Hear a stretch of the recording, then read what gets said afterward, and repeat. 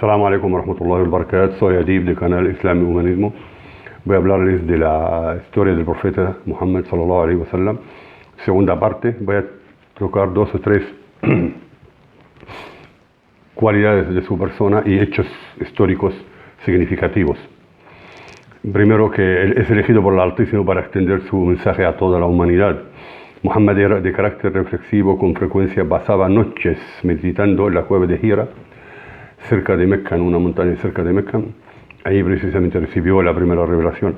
La fuerza peculiar de su personalidad de Muhammad, que alza como un gigante sobre la historia de la humanidad, consiste en combinación de elemento religioso hasta místico con el político organizativo, estratega y una demostrada valía en el campo de batalla.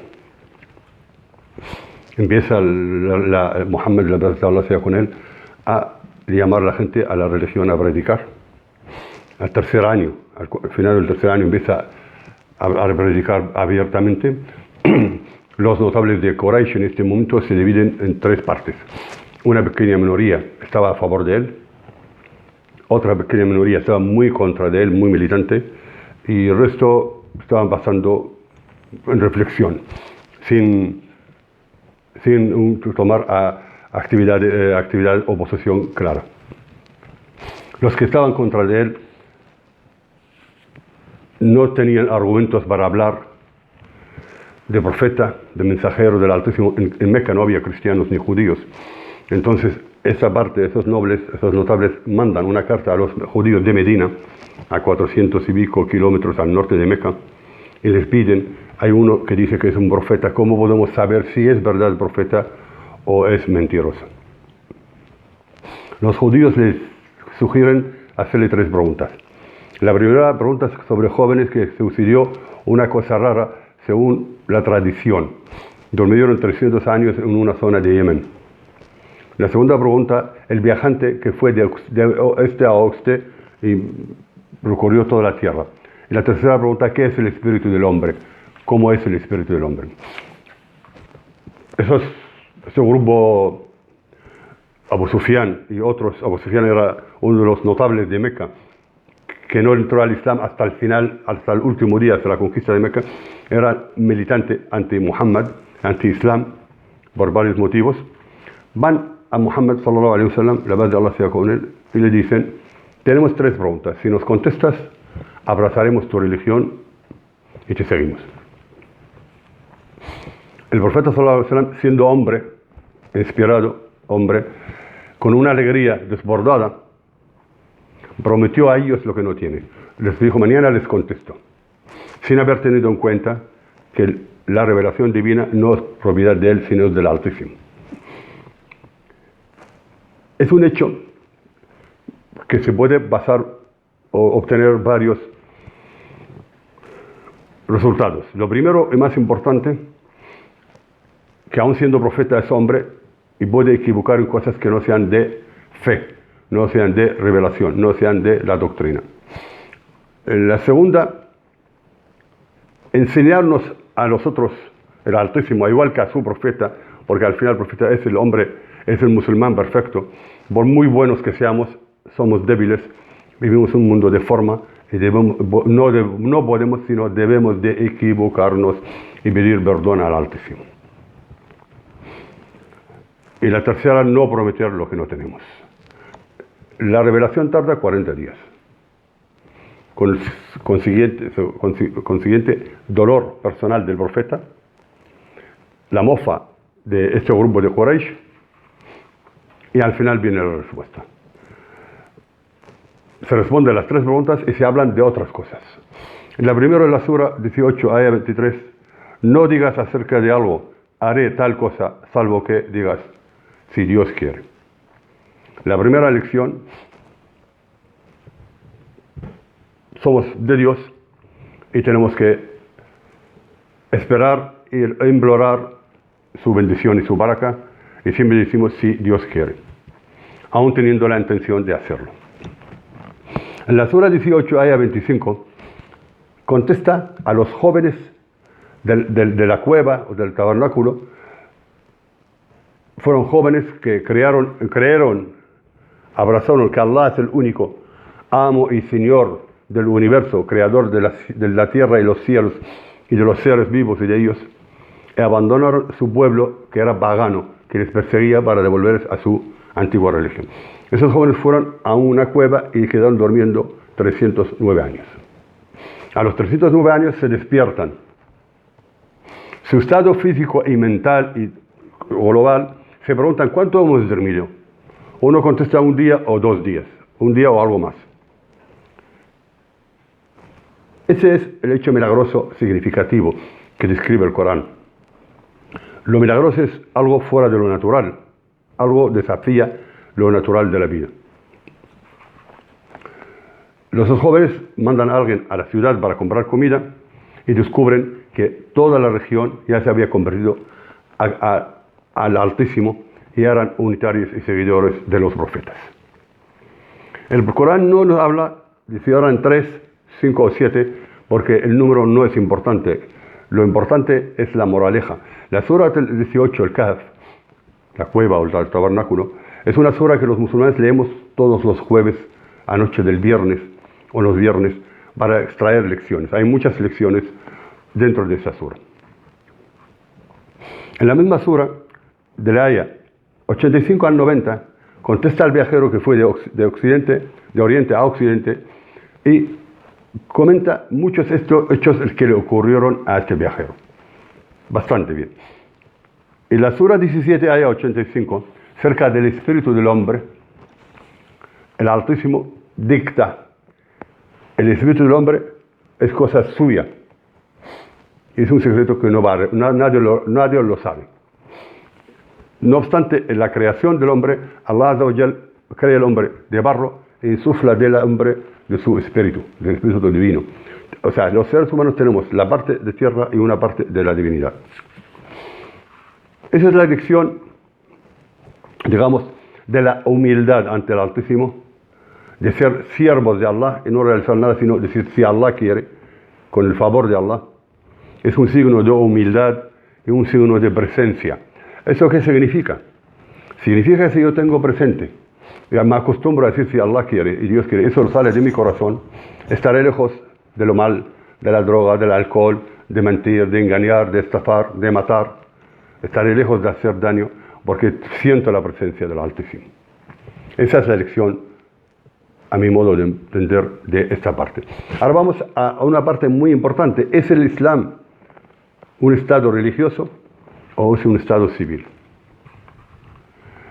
Vamos a la fuente, porque por desgracia en el mundo árabe actual, 2020 hoy, exceptuando algunos países como Marruecos, Jordania, Kuwait,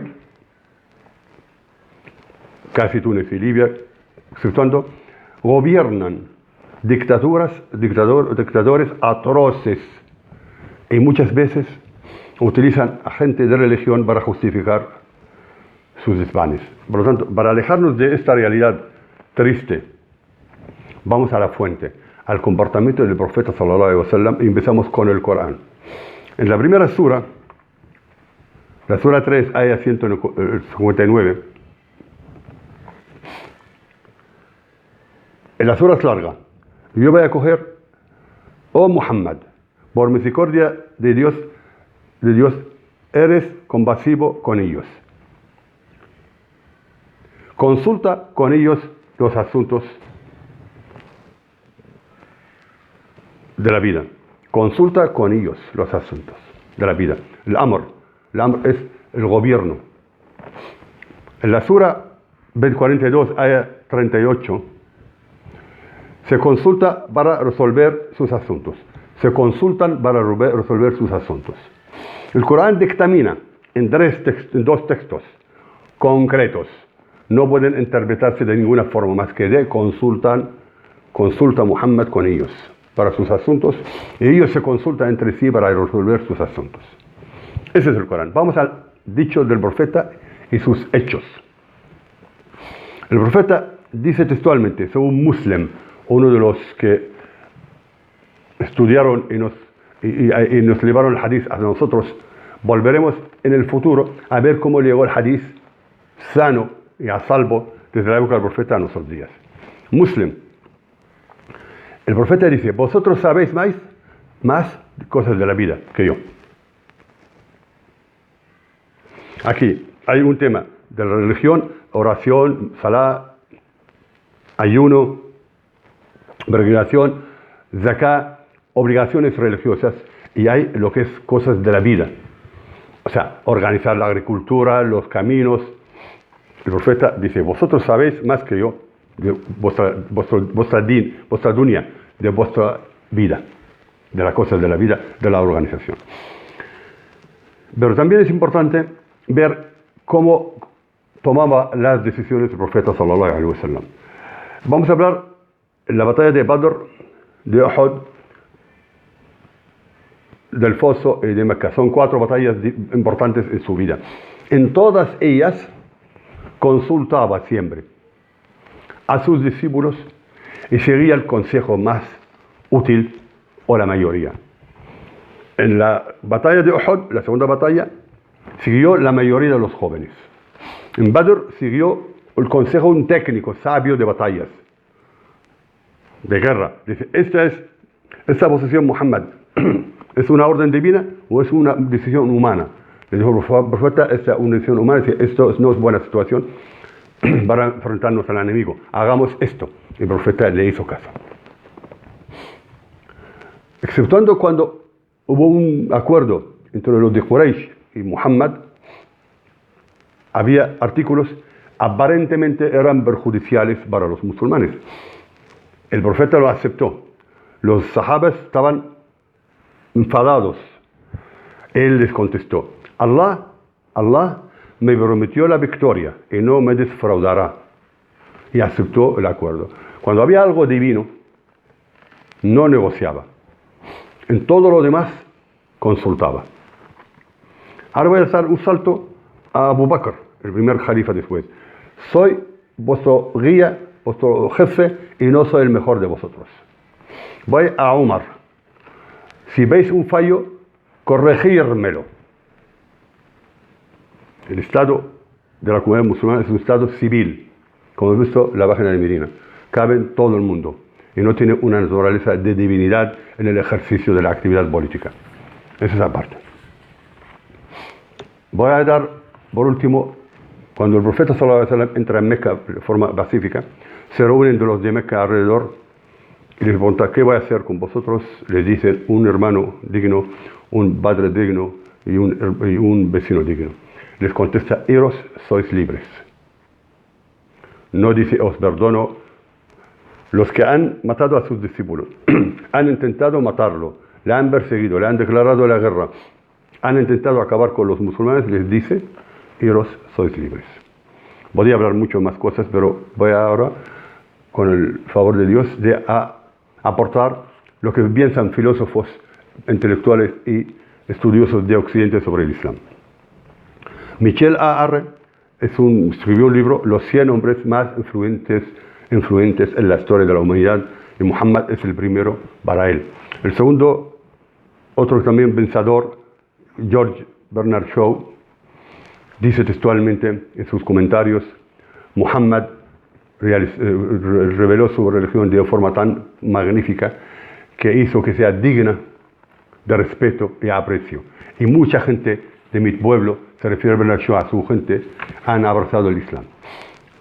Por fin, Bosworth tiene una descripción magnífica del estado del Islam y del profeta sallallahu alaihi wasallam y dice, Muhammad fue un jefe religioso, pero no era soberbio como los profesionales de la religión, tampoco tenía legiones, ni soldados, ni guardia personal, no tenía palacios, no tenía ingresos fijos, y aún así obtuvo todo el poder. Si de alguien en la historia podemos decir que obtuvo todo el poder por referencia divina, por la voluntad del Altísimo, sin tener sus medios. Los medios del poder sabemos con ejércitos, policía, juzgados, dinero, palacios. El profeta no tenía ni ejército, ni policía, ni guardia, ni ingresos fijos, ni palacios. Y aún así tuvo todo el poder. Es la única persona en la historia que gobernó con la voluntad de Dios, como es manifiesto. Me despido atentamente y muchas gracias.